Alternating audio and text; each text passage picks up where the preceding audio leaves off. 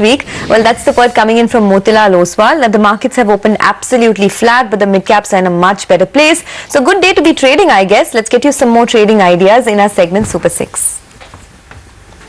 I have a sell call on Arvind. Arvind has reflected near-term weakness by giving a downward key reversal on the daily chart on higher volume. The mechanical indicators on the intraday charts are supporting the move, have signaled a sell, indicating the stock's intention to depreciate further from here. One can sell Arvind at a closing of around 283, the stop loss of 286 and a target of 277. My first recommendation today is buy on Tech Mahindra.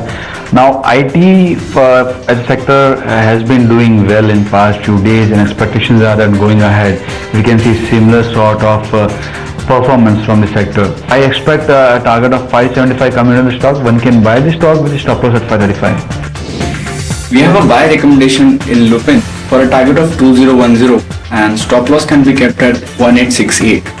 We have seen a stupendous rally in the stock from the levels of January 2013. This stock has appreciated more than 3 times in this span without giving any major price-wise correction. Shriram Transport Finance Corporation has shown near-term strength by giving an upward key reversal on the daily chart on significantly higher volume. The mechanical indicators on the intraday charts are supporting the move, have signaled a buy, indicating the stock's intention to appreciate further from here. One can buy HDFC at its closing of around 941, stop loss of 936 and a target of 951.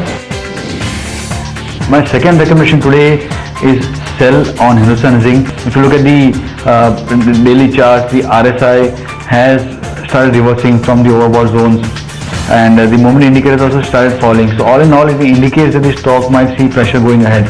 I recommend going short on the stock for target of 145, keeping the stop loss at 161.